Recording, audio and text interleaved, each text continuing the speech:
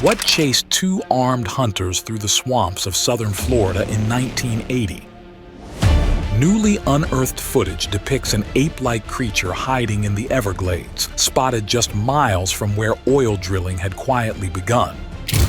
Welcome to Parks Unseen. I'm your host, Liam Wolf. Tonight, we uncover the long-buried evidence of a possible skunk ape sighting in Big Cypress National Preserve and explore why the report was shelved right as oil exploration ramped up across federally protected land. Date: October 25, 1980. Case ID number 387. Location: Big Cypress National Preserve. Time: 4 p.m. Reporting Officer: Ranger D. William. Incident report summary: two hunters were pursued by an unidentified ape-like animal east of Raccoon Point. Details of the encounter: at approximately 1:30 p.m., I heard multiple gunshots coming from northeast of Monroe Station, roughly a mile off Raccoon Point. I responded on foot, following the sound.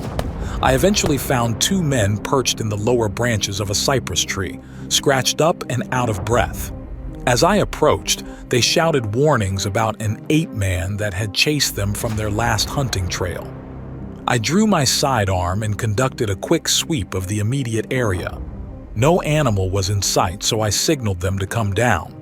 Both hunters were shaken and suffered minor cuts and abrasions from running through the thick brush. According to their account, they began hunting shortly after 11 a.m., tracking mostly deer. Later, they went after a hog they'd spotted near the waterline. The trail led them east, deeper into the preserve and closer to Raccoon Point. At some point, they came upon what they initially thought was the hog, partially obscured by a cypress tree. They aimed their rifles but hesitated when they realized it wasn't a hog. It had a humanoid body with unnaturally long arms. Concerned they were looking at a protected species, they decided not to shoot. Instead, one of them began recording with a video camera they'd brought along. While filming, the other hunter accidentally dropped a metal canteen. The noise startled the animal. It stood upright at approximately 7 feet tall and charged at them, howling.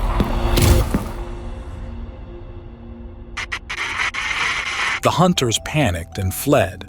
They claimed the creature pursued them aggressively through the swamp. When they saw it was closing in on them, they abandoned the camera and fired into the air, then tossed a bag of field-dressed venison on the ground in an attempt to distract it. They eventually climbed the cypress to escape, which is where I found them roughly 10 minutes later. I followed their trail back toward the creek bed where it all started.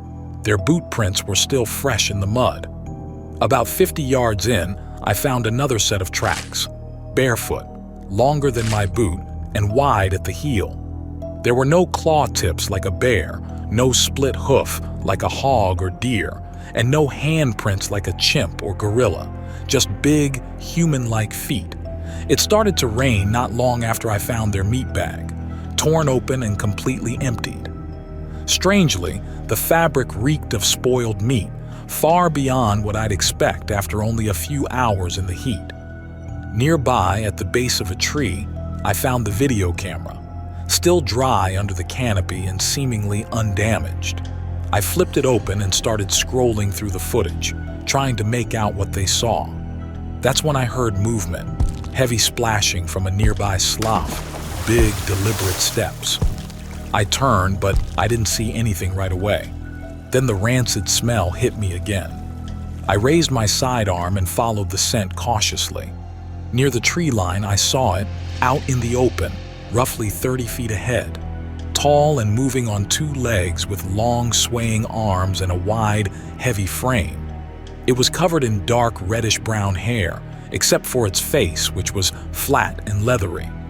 I tried to get the camcorder up again, but the moment I did, it stopped and looked directly at me. Then it let out a guttural howl and dropped into a crouch like it was getting ready to charge. I ran. I didn't stop running until I reached Monroe Station, where the hunters were already waiting by their truck. They agreed to turn over the video camera and give their full statements. I strongly recommend a temporary closure of the backcountry area between Monroe Station and Raccoon Point, and suspension of nearby oil survey activity until qualified wildlife experts can assess and identify the creature. This report is submitted for official documentation by Ranger D. William of Big Cypress National Preserve. A sighting like this isn't new in Florida. For decades, locals have reported encounters with a foul-smelling, ape-like creature said to roam the Everglades, but the evidence has been limited. This case is different. A formal report was filed and allegedly footage was recorded. When I first reviewed the incident file, there was no mention of the tape, no catalog number, no note about where it had gone.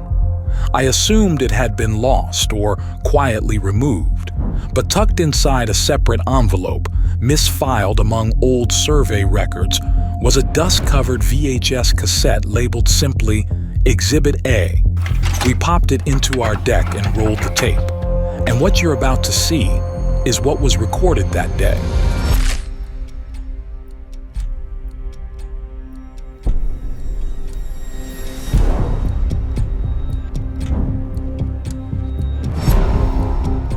What we're seeing is jarring. A dark, hulking figure crouched low among the trees. Its posture, proportions, the way it shifts its weight. I'm with Ranger William on this. It looks like an ape. But this isn't a jungle in Asia or Africa where wild primates are common. This was filmed in the Everglades. And while there have been occasional reports of primates having escaped from roadside attractions and private collections, none came close to the size, characteristics, or behavior of what Ranger William encountered. And that wasn't the only thing enclosed with the report.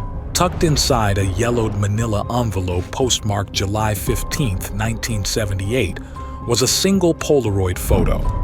The label said it was mailed anonymously to Big Cypress Preserve HQ 2 years prior to the 1980 incident. Take a look. The image, stained with dirt and grime, shows a similar figure, tall, broad-shouldered, long dark fur, photographed deep in the Florida swamp.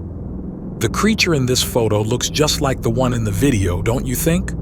The photo came with no return address and no explanation of who took it or exactly where it was shot. But what is clear is that the Park Service had this on file for 2 years prior to Ranger Williams' encounter. Was he aware of the earlier photo? Or had it been added to the file after the fact when someone realized the two incidents might be connected? To verify the materials, we brought both the tape and the photo to vintage media experts. They confirmed the VHS cassette was made in the early 1980s, and the recording itself aligns with the specs of a consumer-grade video camera from that period. As for the Polaroid, it matches the color tone and border style used by the Polaroid SX70, a model popular in the late 70s. More interestingly, they found traces of organic soil embedded in the Polaroid frame, soil that closely matches samples from Big Cypress. Now, before we jump into any conclusions, let's first pin down what this creature isn't. Big Cypress is home to several large mammals, most notably the Florida black bear, feral hogs, white-tailed deer, and the elusive Florida panther. The Florida black bear is the largest land mammal in the region and is capable of standing on 2 legs for brief periods, but they typically avoid humans, especially in daylight.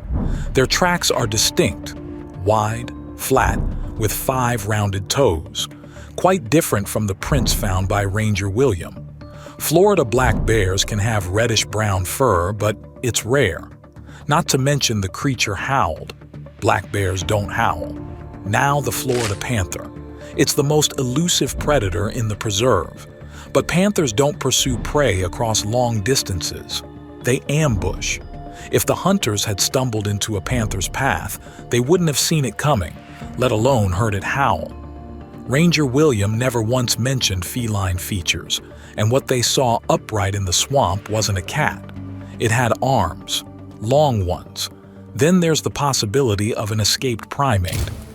By the 1980s, South Florida had already seen escapees from roadside zoos, primate labs, and private exotic animal collections.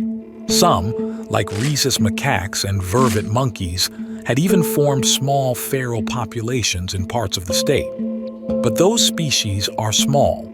Rhesus macaques stand around 2 feet tall, while vervet monkeys are even smaller, at about 1.5 feet. None grow anywhere near 7 feet tall, and none are known to charge humans or emit the kind of guttural howls described by Ranger William. Larger apes like chimpanzees or orangutans were sometimes kept in captivity, but there are no known records of any escaping into the wild near Big Cypress. And even if one had, none match the broad, upright build or aggressive territorial behavior of the creature in the report. So where does that leave us? A large ape-like creature with long arms, a howl loud enough to send 2 armed hunters running, tracks that don't match any known predator.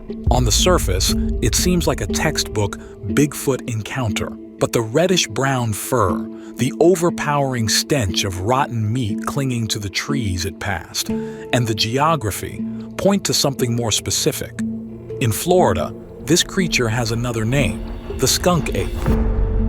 So what do you think? Did Ranger William really stumble upon the elusive skunk ape in Big Cypress? It lines up with decades of sightings across the Everglades ecosystem, but that's just my theory. If you've got another, drop it in the comments below. Now we need to address the bigger question.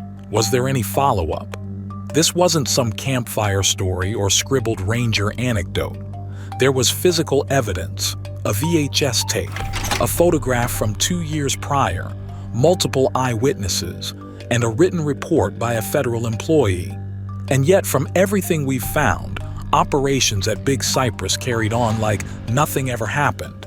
And well, the timing is curious. Energy companies had already been eyeing the Everglades for decades. The preserve itself, created just a few years earlier in 1974, was meant to balance conservation with resource extraction, which is basically code for pumping oil out of federal land. In 1980, oil exploration in the Big Cypress region was heating up. That same year, seismic testing was underway at Raccoon Point, a remote but oil-rich section of the preserve. And by 1981, drilling officially began. Now here's what doesn't get mentioned enough. Big Cypress is co-managed by the National Park Service and the Miccosukee tribe, whose ancestral territory overlaps the swamp. Since the beginning, the Miccosukee have fought bitterly to stop oil development in the Everglades, calling it an environmental threat to sacred land and fragile ecosystems. They were fighting it in 1980, and they're still fighting it today. And let's not forget the larger backdrop. Back in the 70s, the US was deep in an oil crisis. After foreign oil supplies were cut off, gas prices shot through the roof. People waited hours just to fuel their cars. It was a national emergency, and suddenly, finding oil at home became a top priority. Given this context, the fact that the 1980 encounter was buried makes the whole thing even more suspicious. Wouldn't you agree? Think about it. A nearly identical photograph dated 1978 was attached to a letter addressed to park headquarters and shelved, just like the VHS tape and Ranger William's report. Ranger William even recommended halting nearby oil survey activity until qualified wildlife experts could identify the creature. I wonder, were experts ever called in at all? If that footage had gone public, if the incident had sparked real scrutiny, it could have delayed or even halted the drilling operation before it ever gained momentum. Keep in mind, once oil permits are granted on federal land, pulling them back is an uphill battle, and a battle rarely won. But the possibility of an endangered or unidentified species in the area could have triggered a deeper environmental review beforehand, and that, at the very least, could have delayed the project significantly. But that never happened. In the decades that followed, conservationists and tribal leaders continued the fight, protesting, filing lawsuits, and doing everything they could to stop oil development in Big Cypress. A drilling debate is causing concern in the Everglades. Protesting the proposed oil drilling, and tonight they're taking their message all the way to the governor. No more drilling! Dozens and dozens carried signs with messages against the proposed oil drilling. South Floridians and clean energy advocates are looking to stop an investment company from drilling for oil. So, was this incident just a minor inconvenience, quietly swept under a rug of bureaucratic tape? Stories of the skunk ape have circulated in Florida for generations. Early accounts date back to the 1800s, when settlers and indigenous tribes described encounters with a foul-smelling, ape-like creature moving through the swamps. But it wasn't until the 1970s that the skunk ape really gained national attention, thanks in part to a wave of newspaper reports, photos, and strange footprints found near the Everglades. Some of the most widely shared accounts in recent decades have come from individuals who've dedicated years to tracking the creature. In July 2000, Dave Shealy captured what's become one of the most well-known pieces of skunk ape evidence, a video showing a tall, hair-covered figure moving across a clearing in Big Cypress National Preserve. In the footage, the creature lingers briefly in a small hammock of palm trees before stepping into the open swamp. Then, around the 1:48 mark, it suddenly breaks into a sprint, like it realizes it's being watched, and disappears into a nearby grove. According to Shealy, this wasn't his first encounter. He claims to have seen the creature back in 1974 when he was just 10 years old while deer hunting with his brother in Big Cypress. Over the years, Shealy has documented several sightings, cast footprints, and founded the Skunk Ape Research Headquarters near Ochapee, Florida. He believes the Everglades are wild enough to hide a creature like the skunk ape, and he's devoted his life to proving it. Then, just a year later in February 2001, a woman living near the Myakka River in Sarasota County began noticing strange activity around her backyard at night. Over the course of several evenings, apples mysteriously disappeared from her porch. Further disturbed by a strong, lingering stench, she eventually captured photos of an unusual primate near her property. She mailed the images anonymously to the local sheriff's office, suggesting it might be an escaped orangutan. However, many cryptozoologists believe the appearance matched long-standing descriptions of the skunk ape. Real or not, based on how Ranger Williams' report was handled in 1980, it's clear that someone made sure the creature wouldn't interfere with the big oil plans for Big Cypress. It was a decision that didn't just bury the case. It kept some of the most compelling skunk ape evidence hidden from the public for decades. If the skunk ape ever did roam the Big Cypress, it may be long gone now, driven out by decades of human activity. And if, as the report suggests, a dropped metal canteen was enough to startle it, what would seismic thumpers, diesel rigs, and exploratory blasting have done? But now that much of that activity has quieted, and a sense of stillness has returned to parts of the preserve, I have to wonder, has it returned? What are your theories on the skunk ape sightings near oil pads and restricted areas within the Everglades? Email us at monstermythtv@gmail.com or drop a comment below. Thanks for joining us on another expedition into the hidden archives of our national parks. Until next time, stay curious and keep your eyes open. You never know what secrets may be lurking, waiting to be unveiled in the great expanse of parks unseen.